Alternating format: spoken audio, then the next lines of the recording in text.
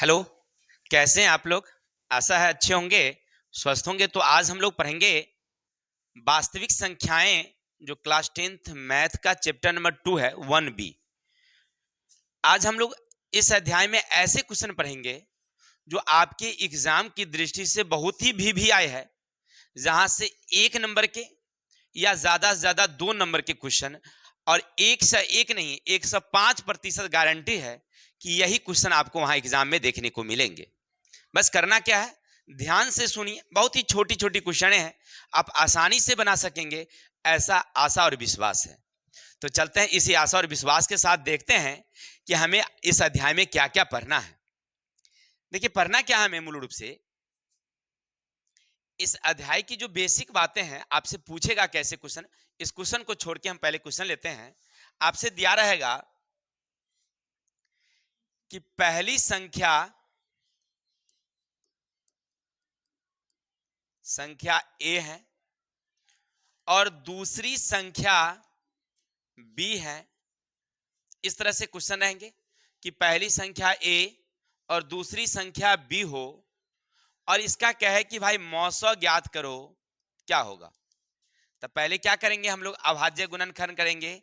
ए का खंड करेंगे, ए से कितने मर्तबे जाएगी, और बी में बी से जाएगी, कितने मर्तबे जाएगी। तो इसका मतलब हुआ ए का फाइनल हुआ ए इंटू वन, और बी का फाइनल हुआ बी इंटू वन। अगर मौसा हमें निकालनी हो तो दोनों में क्या उभयनिष्ठ है, एक उभयनिष्ठ है, अर्थात इसका मौसा होगा एक। तो आप वहां पर ऑप्शन मारेंगे, 1 नंबर वाला जो रहेगा वही मारेंगे।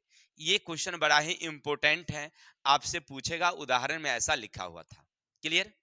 चलिए, अगर इसी का आपसे कह दे कि भाई मेरे लौसा निकाल के दिखाओ, तो हमने जाना कि ये दोनों उभयनिष्ठ है तो एक बारी ही रहेगी। इसके अलावा ये नहीं मिल रहा है तो ये भी आएंगे, और ये नहीं मिल रहा है तो ये भी आएंगे। तो फाइनल हो गया ए बी। यानी कि एक संख्या, पहली संख्या ए हो, दूसरी संख्या बी हो, और दोनों का हमें एचसीएफ या एलसीएम निकालनी हो, तो याद रखेंगे कि मौसा कितना आएगा मेरे भाई, एक, और लौसा कितना आएगा, तो ए बी आएगा। किसी को डाउट? 1 नंबर का क्वेश्चन रहेगा आपके एग्जाम में, ऐसा रहेगा, आराम से बनाएंगे, कोई दिक्कत। चलिए, अब आगे चलेंगे। इसी टाइप से और क्वेश्चन रहते हैं, कभी कभी आपसे पूछा जाता है। जैसे पूछा जाएगा कि बताइए कि ए कॉमा बी, यहां रहेगा मौसा, तो बराबर क्या भरेंगे हम लोग, एक। लेकिन कभी कभी ऐसा रहता है, दो संख्याओं का गुणनफल बराबर मौसा गुने लौसा। ये प्रमाणित करने के लिए कहता है आपसे, क्या कहेगा, मौसा गुने लौसा, ये प्रमाणित करने के लिए कहेगा। तो कुछ नहीं, दो संख्या कौन कौन है, तो एक ए है और एक बी है। तो हम दे देते हैं ए, गुणनफल कह रहा है तो गुणनफल बी। मौसा कितना निकला मेरा, एक, और लौसा कितना निकला मेरा, ए बी। फाइनल गुना करेंगे ए बी बराबर ए बी। ये भी प्रूव्ड हो गया है ना। तो कहने का अर्थ है, चाहे आप किसी संख्या का मौसा निकालिए, फिर लौसा निकालिए, और इस शर्त पर रख करके देखिए क्या पूरा हो रहा है, तो हाँ पूरा हो रहा है। इसी टाइप के और सारे क्वेश्चन आपके एग्जाम में आएंगे। तो चलते हैं हम लोग एग्जाम की दृष्टि से देखते हैं कि कौन कौन से इंपॉर्टेंट क्वेश्चन आएंगे। किसी को डाउट? चलिए, यहां तक आप लोग समझ गए होंगे। अब हमें पढ़ना है, यहां कह रहा उदाहरण नंबर 1, देखिए आपके एग्जाम के लिए बहुत ही इंपॉर्टेंट है। कह रहा आपसे कि निम्नलिखित संख्याओं का अभाज्य गुणनखंड करें। आपसे परीक्षा में यही क्वेश्चन रहेगा, और क्या कहेगा कि अभाज्य गुणनखंड करें। तो कैसे करिएगा, कुछ नहीं। नंबर 1 देखिए, यहां लिखिए हल 7429। इसका अभाज्य गुणनखंड कहता है करने के लिए। इसका क्या कहता है, हमें अभाज्य गुणनखंड का अभाज्य गुणनखंड करना है। तो समझो पहले हम कैसे करेंगे। तो अभाज्य गुणनखंड में कौन कौन अभाज्य संख्या है, पहले समझो। अभाज्य संख्या कौन कौन होती है, सब शुरू होती है 2 से। हाँ, एक बात ध्यान रखना, ऑब्जेक्टिव में पूछता है कि सबसे छोटी और सम अभाज्य, तो कौन बताएंगे, 2। चलिए, इसके अलावे होते हैं 3, 5 7 11 9 नहीं होता है, 11 13 17 19 नहीं, 21 नहीं आएगा, 23 आएगा। 21 में आ जाएगा ना, 21 में 1 से लग जाएंगे, 3 से लग जाएंगे, 7 से लग जाएंगे। तो जब ज्यादा लग जाता है तो भाज्य हो जाता है ना। तब ये सब हमारे अभाज्य संख्या है ना। अब इससे ही पहले हम लगा के देखते हैं, तो क्या सबसे पहले इसमें 2 से लगेगा? क्या नहीं लगेगा, क्योंकि लास्ट वाली संख्या जो 9 है, क्या 2 से भाज्य है? नहीं है, तो नहीं लगेगा। 3 से लगा के देखते हैं। चलिए 3 से, 3 दुनिया 6, बच गया 1, 1 पर 4 14, 4 तिनिया 12, बच गया 2, 2 पर 2 22, 7 या 21, क्या लगेगा? बच गया 1 19, नहीं लगेगा। यानी 3 से भी हमारा भाज्य नहीं है। चलिए आगे चलते हैं। अब 5 से लगेगा क्या? 5 से भी नहीं लगेगा, क्योंकि 5 का या तो 10 होगा, यानी अंतिम में 0, नहीं तो अंतिम में 5, तब लगेगा। अब 7 से लगा के देखते हैं। 7 कम में 7, 7 छक्के 42, नहीं लगेगा। चलिए अब 11 से लगा के देखते हैं। 11 छक 66, बच गया हमें 6, 66 नहीं 8, कितना बचेगा? 8, 8 पर 2 82, तो 11 7 77, तो 82 में 77 गया तो कितना बचेगा? 5, नहीं कटेगा। चलिए 13 से लगा के देखिए। अब 13 से, तो 13 तिया 13 चौके 13 पचे 65, 13 पचे 65, 74 में से 65 गया, कितना बचेगा? 9, 9 पर 2 92, तो 13 7 91, बच गया 1, 19 में लगेगा? नहीं लगेगा। चलिए 13 से भी अभाज्य नहीं है। इसी तरह से आगे बढ़िए। फिर देखिए आप 17 से लगाइए। 17 से लगाइएगा। 17 चौके 68, तो 68 गया तो कितना बचेगा हमें? 6, 6 पर 2 62, 17 से 17 तिया 51, 1 1, 17 7 119, कट जाएगा 17 से। चलिए आराम से कटिए। तो 17 चौके 68, पहले क्या करेंगे? भाग दे लीजिए ऐसे समझ के, वैसे सही रहेगा। 17 से 17 चौके 68, घट के उतर गया 6, ये आ गया 2 62, 17 तिया 51, उतर गया 1 1 19, 17 7 119, कहानी खत्म हो गया।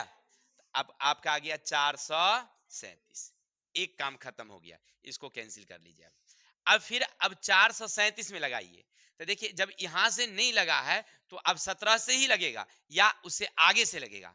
तो 17 से लगा के देखिए 437, क्योंकि अगर लगना होता तो पहले ही इन सब से लग जाता, इस सब से नहीं लगा है ना, तो अब फिर नहीं लगेगा। अब चलिए तो लगा के देखिए। 17 से 17 तिया 51 ज्यादा होगा, 17 दूनी 34, उतर गया 13 में से 4 गया तो 9, कैंसिल। लगेगा? नहीं लगेगा।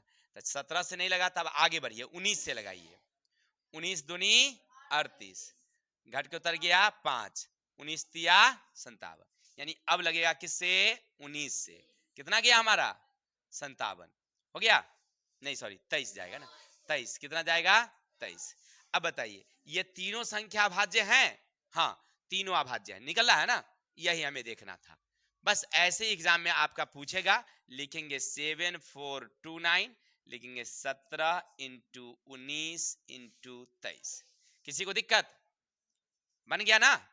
बस ऐसे बनाने होते हैं। आगे देखिए, जैसे आगे दिया हुआ है 3825, सीख लीजिएगा।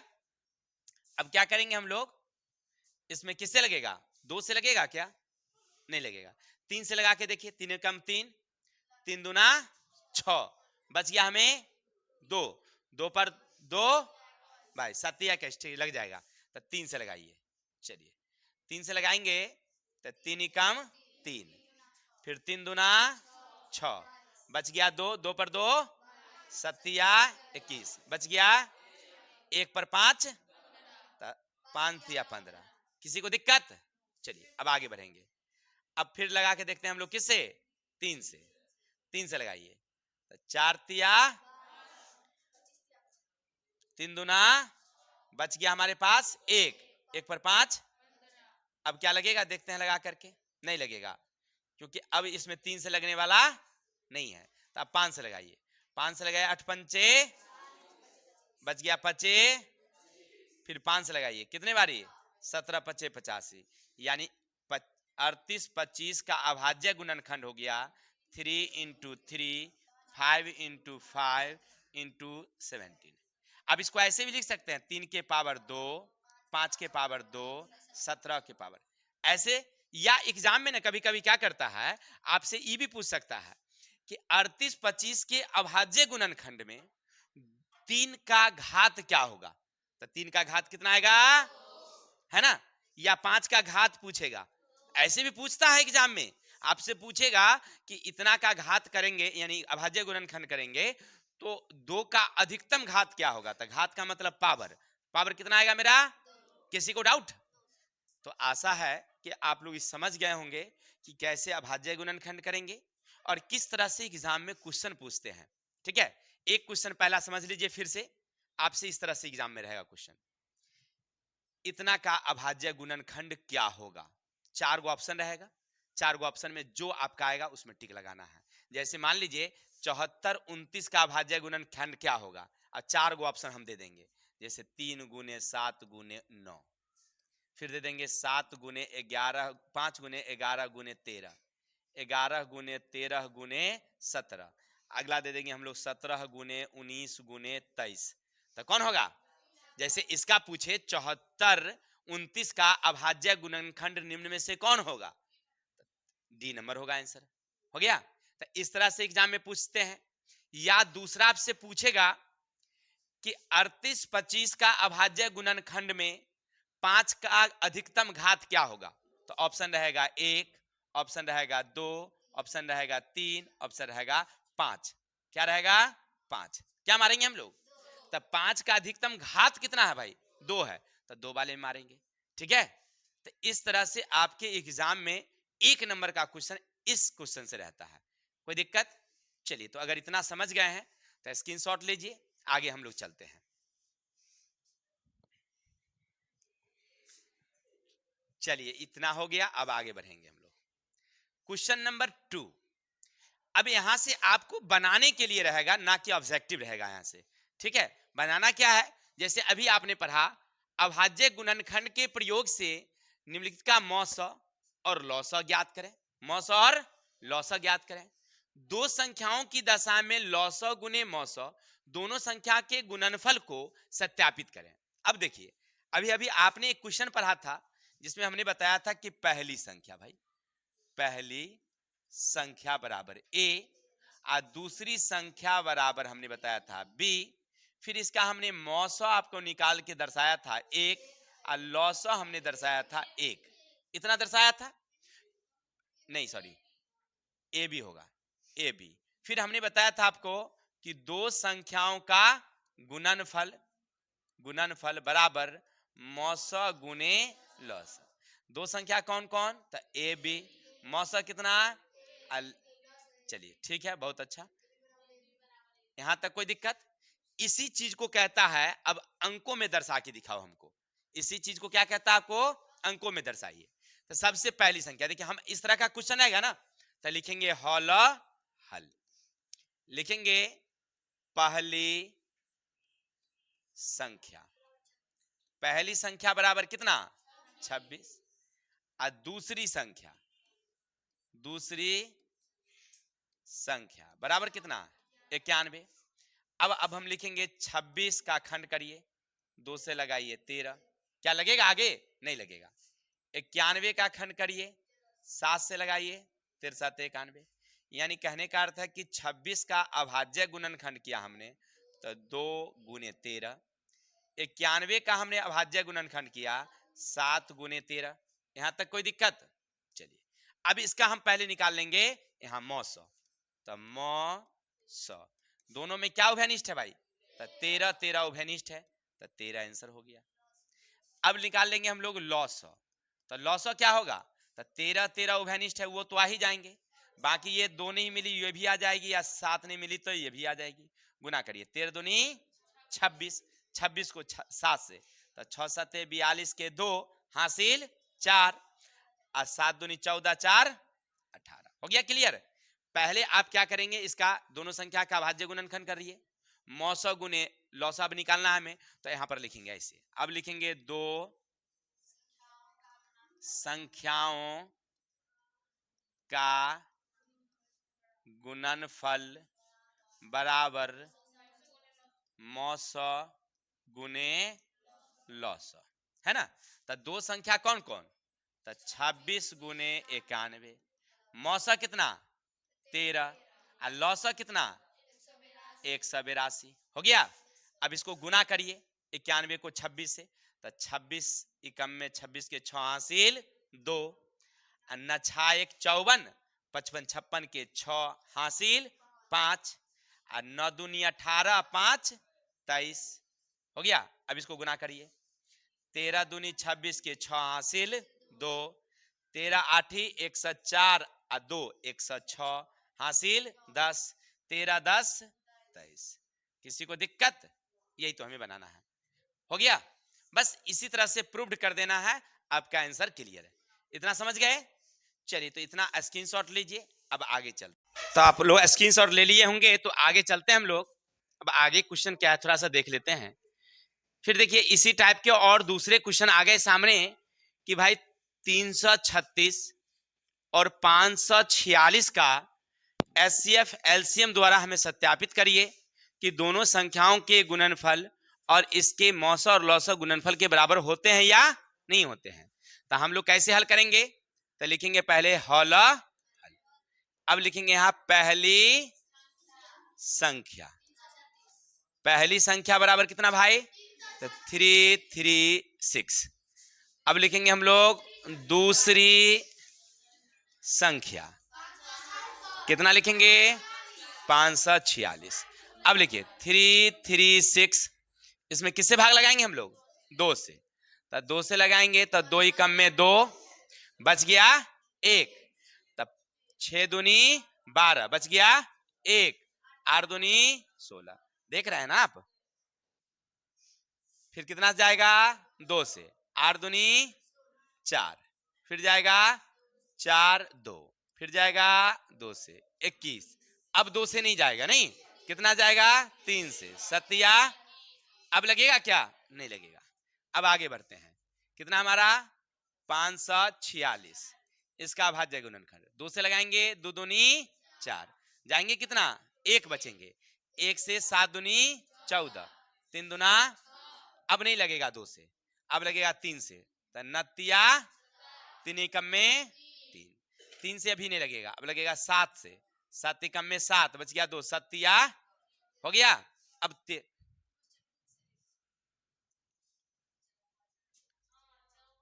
चलिए देखिए जो ही वही ले लीजिए, 336 का भाज्य गुणनखंड 2 इंटू 2 इंटू 2 इंटू 2 3 इंटू 7। अब आगे हैं 5 4 6 2 इंटू 3 इंटू 7 इंटू 13, हो गया।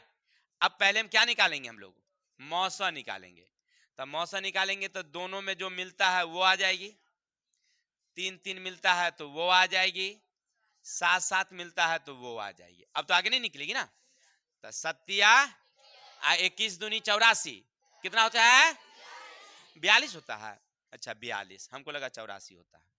चलिए अब लिखेंगे लॉस, चलिए अब क्या, ये तो पहले उतार ही देंगे चुपचाप, क्या 2 इंटू 3 इंटू 7।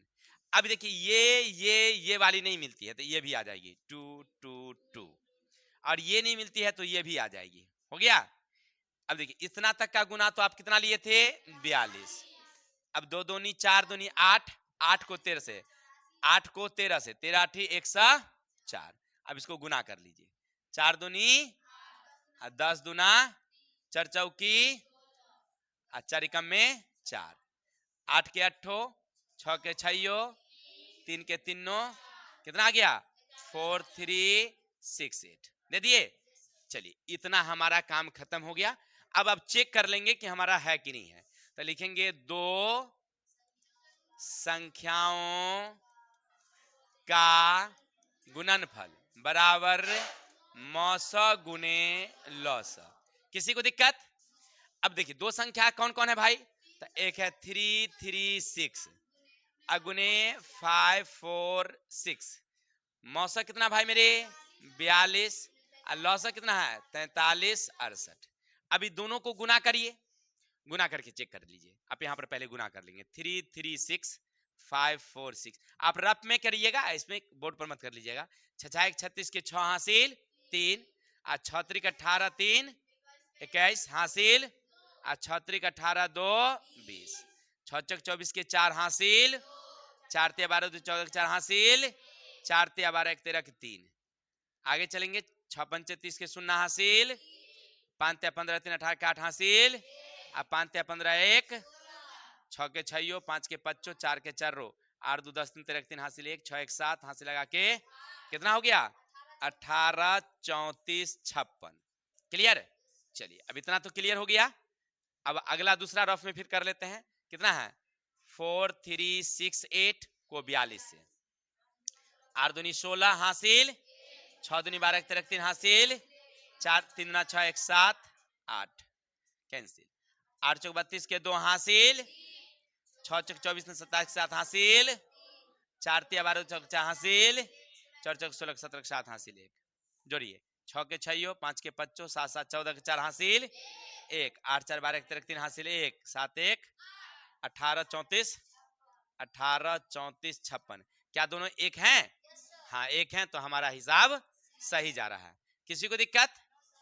चलिए तो स्क्रीनशॉट ले लीजिए, फिर आगे चलते हैं। अभी तक आप देख रहे थे कि जब दो संख्या हो तो मौसा और लौसा हम लोग कैसे निकालेंगे, फिर उसका गुणनफल कैसे निकाल करके सत्यापित करेंगे कि दो संख्याओं का गुणनफल उसके मौसा और लौसा के गुणनफल के बराबर होती है। लेकिन यहां पर दे दिया भाई तीन संख्या, अब क्या करेंगे हम लोग? तब कुछ नहीं करेंगे, जैसे हल करते थे वैसे करेंगे, और क्या करना है भाई। चलिए तो लिखेंगे पहले हौला हल, लिखेंगे पहली संख्या 108 और दूसरी संख्या 240 और तीसरी संख्या 504। क्या करेंगे हम लोग? पहले हम लोग क्या करेंगे? हम लोग गुणनफल, तो यानी अभाज्य गुणनखंड। 108 का खंड करिए, 2 से लगाइए 5 दूना 10 4, फिर 2 से लगाइए 27, 3 से लगाइए 9, 3 से लगाइए 3। यानी आपने फाइनल 108 का अगर अभाज्य गुणनखंड निकाला है तो फाइनल आ गया 2 इंटू 2 इंटू 3 इंटू 3 इंटू 3। चलिए अब दूसरी संख्या देखिए, दूसरा कितना मेरे भाई 240, 2 से लगाएंगे 120, 2 से लगाएंगे 60, 2 से लगाएंगे 30, 2 से लगाएंगे 15, 3 से 5। यानी आपने 240 का अभाज्य गुणनखंड निकाला है 2 इंटू 2 इंटू 2 इंटू 3 इंटू 5। अब अगला है आपका 504, 2 से लगाएंगे तो 25, 2 से लगाएंगे तो 1, 2 दूनी 4, 6 दूनी, 2 से लगाएंगे 6 दूनी 12, 3 से लगाएंगे 21, 3 से लगाएंगे 7। यानी 504 का अभाज्य गुणनखंड 2 इंटू 2 इंटू 2, 3 इंटू 3 इंटू 7 हो गया। अब इसका क्या निकालेंगे हम लोग? तो अब निकालेंगे हम लोग मौसा। मौसा कौन कौन होगा? तो जो तीनों में मिलने वाला है भाई। तो चलिए 2 2 2 2 मिलने वाला है। अब तो 3 है, 3 है, 3 है, तो 3 है। ये 3 नहीं आएगा क्योंकि तीनों में मिलना चाहिए, 3 नहीं आएगा। चलिए 3 दूनी 4 और 4 तिया 12। अब लेंगे लौसौ, तो पहले जो मिला हुआ है वो तो आप लिख ही दीजिए, लिख दिए। इसके अलावे आपसे कौन नहीं मिलेगा? तो देखिए ये 3 3 आप 2 गो में है, तो इसके बदले में आप 1 गो लेंगे, ठीक है। अब देखिए इसके बाद ये 3 बच गया है तो ये भी आप ले सकते हैं। अब इसमें देखिए ये 2 2 के बदले में आप 1 ही लेंगे, ये 2 बचल है वो भी दे डालिए, ये 5 बचल है वो भी डालिए, और 7 बचल है वो भी डालिए। अब सबको क्या करेंगे हम लोग? तो चलिए आगे बढ़ते हैं। 2 दूनी 4 तिया 12 तिया और 36 तिया 108, 108 दूना 216 और 216 दूना 432 और 432 को 5 से तो हो जाएगा 432 को 5 से 5 दूना 10, 5 15 16 6 1 21 60। इसको फिर 7 से 0 को 0, 6 7 42 के 2 हासिल 4, 7 4 11 के 1 हासिल 1 और 7 दिन 14 1, यानी आपका आ गया 15 120। चलिए यहां तक तो आप समझ गए। ये तो आपका मौसा और लौसा था, लेकिन आगे कह रहा था आपसे क्वेश्चन कि दो संख्याओं के गुणनफल का मौसा गुणे लौसा निकालने के लिए। तो यहां पर कैसे बनाएंगे? तो यहां पर लिखेंगे दो संख्याओं का गुणनफल, मौसा गुणे लौसा, मौसा गुणे लौसा। अब देखिए इसका आगे बढ़ाना संभव है क्या? क्योंकि दो संख्या कह रहा है, यहां पर कितनी संख्याएं हैं? 3 संख्याएं हैं, तो ये आगे संभव नहीं है, इसको आगे निकालने की जरूरत हमें नहीं है। कोई दिक्कत? मौसा लौसा निकाल देंगे, लेकिन अगर आगे कहेगा कि सत्यापित करिए तो यहां से आगे हम लोग नहीं बढ़ेंगे, क्योंकि यहां पर कह रहा है कितनी संख्याएं? 3 संख्या का नहीं रखा है, सूत्र है ही नहीं। तो फिर हम दो संख्या, अब क्या है, ये दोनों को ले लें? तो ये तो कहेगा कि भाई हम ऐसे अलग नहीं रहेंगे, ये दोनों को ले लेंगे तो वो रुस जाएगा। नहीं नहीं, तीनों को नहीं ले सकते, ठीक है। चलिए, क्योंकि आगे नहीं दे रखा है, दे रखा है क्या? आगे नहीं दे रखा है, नहीं है, इतने है दे रखा है। चलिए क्लियर, आगे चलते हैं। तो इतना समझ गए तो स्क्रीनशॉट लीजिए, फिर आगे चलते हैं। तो स्क्रीनशॉट ले लिए होंगे, तो अब आगे हम लोग बढ़ते हैं। देखिए यहां से एक क्वेश्चन ये रहेगा आपके एग्जाम में, 2 नंबर का क्वेश्चन रहेगा, बस ध्यान से सुनिए। यदि मौसा इतना इतना 7 हो तो लौसा इतना इतना का निकालिए, यानी इनके इसका लौसा निकालना है। लेकिन कैसे कैसे बनाएंगे? क्या ये दोनों का लौसा निकाल दें 306 और 651 का? ऐसे निकालेंगे? नहीं, ऐसे नहीं निकालना है भाई मेरे, इसको तरीका से निकालेंगे। कैसे? तो देखिए, पहले लिखेंगे हौला हल।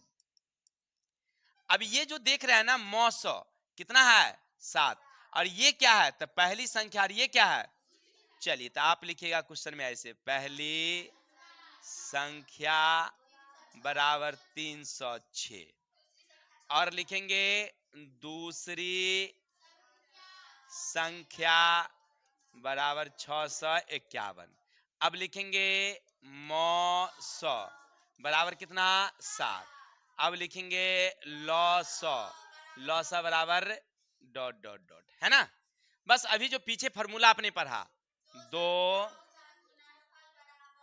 संख्याओं का गुणनफल, गुणनफल बराबर मौसा गुणे लौसा। दो संख्या कौन कौन? 306 और 651। मौसा कौन? और लौसा हमें मालूम। अब आगे क्या करेंगे? तो कुछ नहीं, लौसा अपनी जगह पर रहेगी, और 306 अपनी जगह रहेगी, 651 अपनी जगह रहेगी।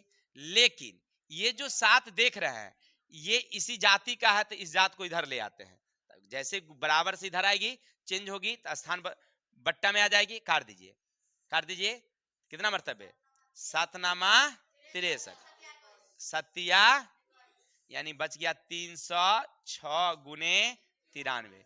गुना कर दीजिए, आपका आंसर क्लियर है। तो गुना कर ही लेते हैं कि कर लीजिएगा? चलिए अब गुना कर लिए, कितना होता है? 28 4 58, यही है। अब गुना कर लीजिएगा, इतना बात तो आप कर ही सकते हैं। किसी को डाउट? तो आशा है आपको समझ में आ गया होगा। चलिए फिर भी स्क्रीनशॉट ले लीजिए। चलिए तो आगे चलते हैं हम लोग, स्क्रीनशॉट ले लिए हैं तो आगे। अब लास्ट क्वेश्चन है। देखिए आपसे क्वेश्चन पूछता है 2 नंबर का ये, और कैसे पूछेगा? तो सामने जैसे क्वेश्चन लिखा हुआ वैसे ही पूछेगा, नो डिफरेंस। क्या पूछेगा? जांचे कि क्या 6n के अंत में शून्य आ सकता है जहां n एक प्राकृत संख्या है। तो हम इसको हल करना शुरू करेंगे, लिखेंगे हल। माना n बराबर 1 2 3 4 5 6 डॉट डॉट डॉट, हो गया। n कहता है प्राकृत संख्या है, यानी n बराबर है 1 2 3 4 5 6 7 8। हो गया। अब लिखेंगे समीकरण में मान रखने पर। देखो क्या डालोगे, तो 6n है, इसका मतलब 6n की जगह पर कितना मानेंगे हम लोग, तो इसका मतलब हुआ 6 कई बारी, इसका हल हो जाएगा 2 इंटू 3।